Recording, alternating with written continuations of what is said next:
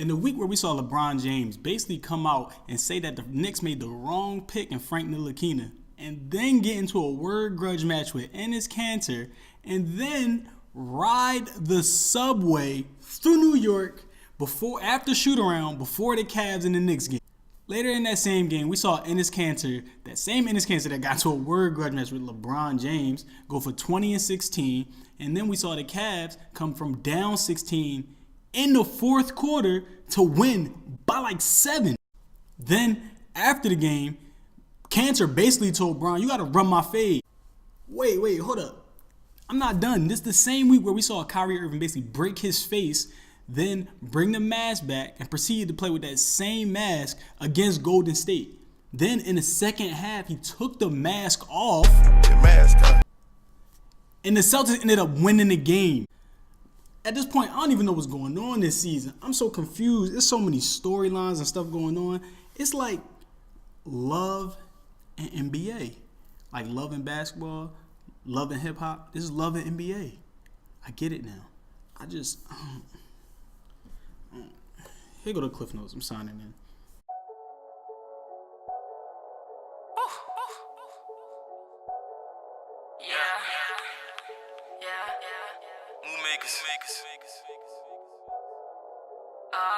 Old chick that I didn't see it, like right, thought she never be it. And I ain't hurting, I'm just moving on. Stuck, no, I can't be. Sipping ginger ale with my brandy. New girl got some lace panties. Taking selfies with my money. Since I left, I done left without new fit denim.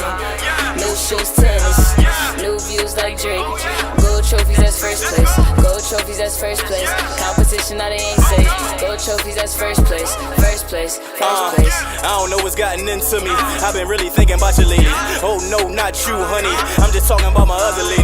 Left you long time ago. You was bad for me, how ironic though. Cause my other chick way better. Way wetter on tsunami though. All shit ain't always on. What's up, y'all? It's your host, CliffNotez, bring you the recap from last week in sports, or bring you the CliffNotez from last week in sports. So that's what we're just gonna call them, because that is the name of the show. So before y'all do anything, y'all already know the deal. Go like and subscribe. Down below. I'm gonna pause the video, do whatever you gotta do, because I need y'all to make me famous. So before you watch the video, go like and subscribe. And then after you go like and subscribe, make sure by the time the end of this video ends, y'all go follow me on Twitter and Instagram. Or Twitter, wherever I'm gonna have it at on the video, go follow me on there for all your hot takes and then your daily sports updates, stuff like that, because that's all I do on them social media sites. By now, y'all probably already know what the show is going to be about. I'm going to try to keep it to about 2 to 3 topics this show, just because I know last show I had 4 topics. It was like 30 minutes long. It was just a lot going on. It was the first show, so I had to bring y'all a lot. I had to introduce a lot of new stuff to y'all, but I don't have to do this on the new show. And I know y'all don't want to see me talking about sports for 30 minutes, unless you're a female.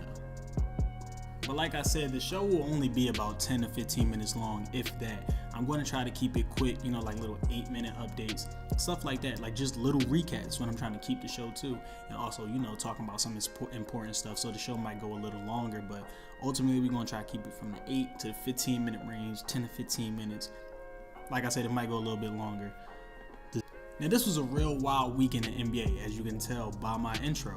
And that's only the 2 things that happened in the league this week. Joel Embiid just had a game where he had 46, 15, 7, and 7 in 34 minutes. And he was the first player ever to notch that type of stat line in one game. Your boy Lonzo Ball sat out 2 fourth quarters, and it was both coaches' decisions, and the game was close in both fourth quarters. So I don't know about y'all boy. He might not be as good as everybody was hyping him up to be. I don't know. This might be something y'all want to think about. It's about 16 games to the season. He's basically shown us what he can do. So this isn't a hot take. It's more of a reality for all y'all Lonzo lovers. And the Rockets just had a 90-point first half, setting a franchise record, while James Harden tallied 48 and 7 in Chris Paul's return. So this week was just a wild week in the NBA. Now, due to it being a wild week in the NBA, I just felt as though I could ask y'all a wild question now. So, without further ado, does the King miss Kyrie? Or will Kyrie miss LeBron's playmaking ability and ability to take the defense's eyes off Kyrie? Or will Kyrie miss LeBron's ability to make plays for other teammates while Kyrie can just go one-on-one iso ball and score when he touches the ball so he doesn't have to pass it? Who was going to miss who? Well, we're at the very beginning of the season. It's only still 16 games in, but it's looking like the King might miss Kyrie a little bit more than Kyrie misses the King. Kyrie's flourishing without LeBron. Just wanted to, see if y'all noticed. Alright, so Kyrie has led his new Celtics team to a 14-game win streak and an overall record of 14-2, with impressive wins over, teams like the Spurs, the Thunder, and also, just like our aforementioned, Warriors.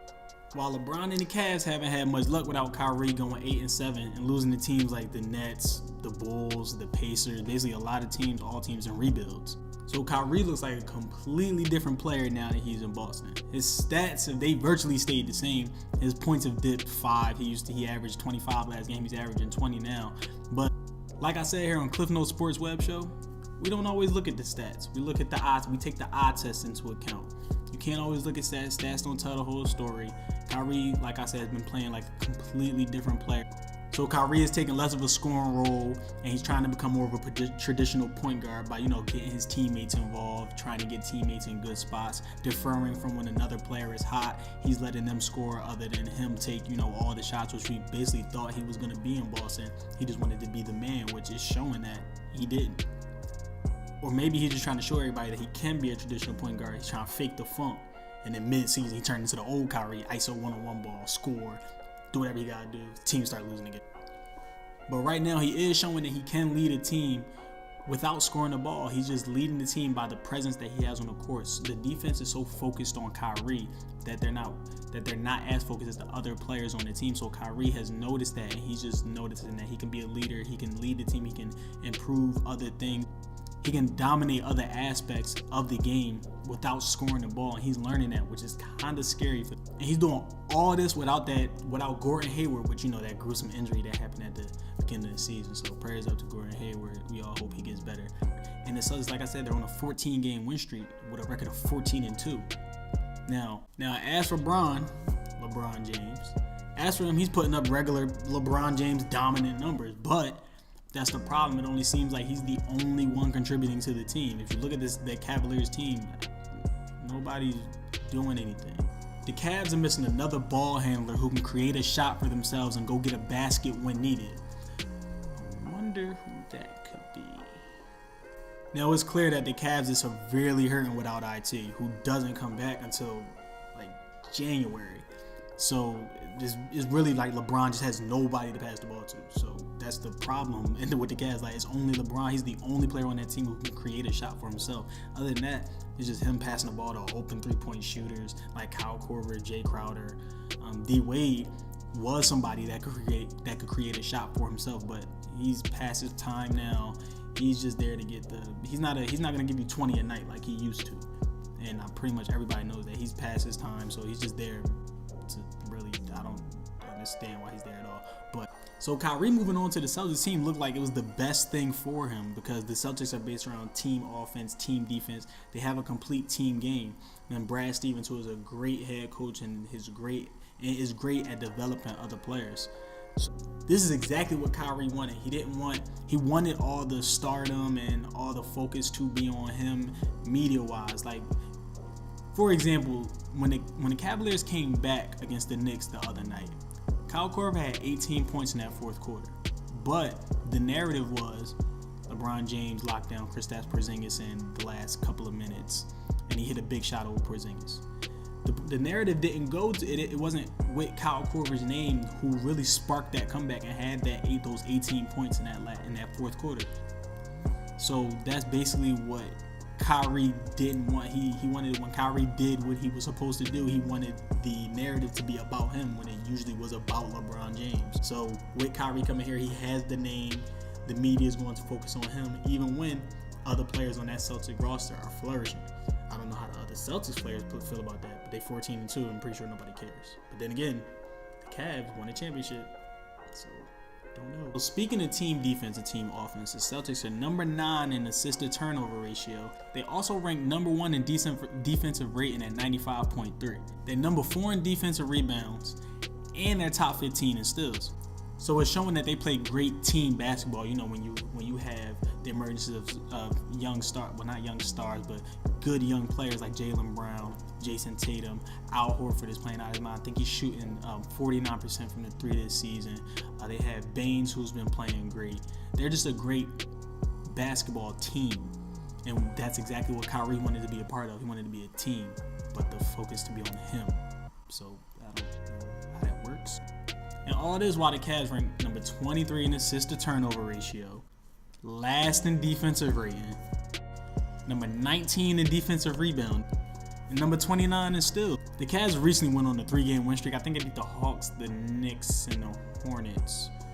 And they also beat the Clippers last night. I'm recording this video on Saturday, so we gotta look at that. But I think their first game was against the Hawks. I don't know. I have to stat check that. But they have gone on a 3-game win streak, so...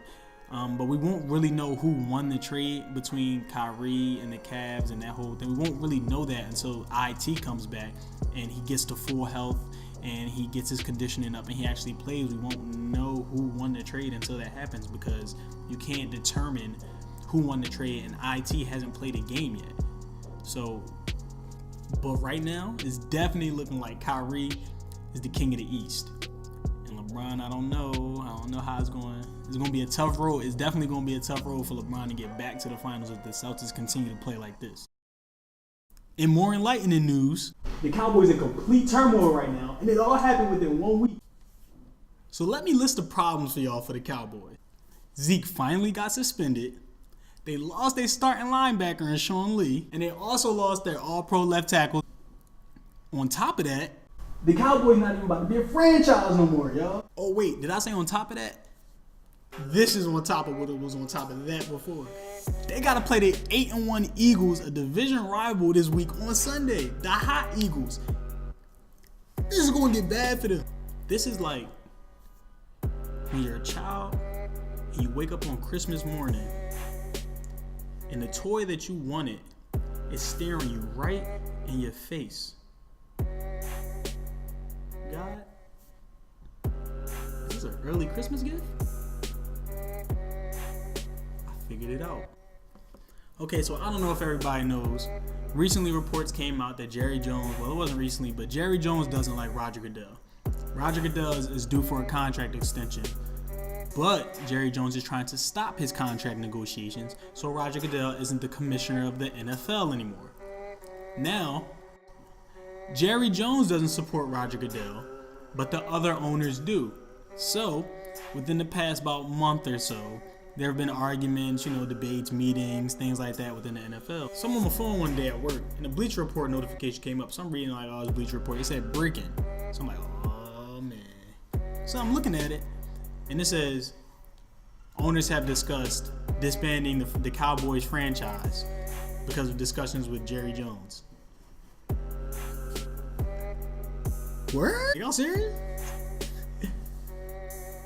Man, Jerry Jones has come out several times and say that will never happen. And there was also reports stating that what the owners will do is that they'll just replace Jerry Jones with a new Cowboys owner and they'll just kick him out. And Jerry Jones has said that would never happen. He said he think the NFL would be stupid if they thought that would happen. And then Jerry Jones he's trying to sue the NFL. But just the fact that the NFL is really looking into disbanding the entire Cowboys franchise has me happy, and it has me warm in my heart because I hate the Cowboys. But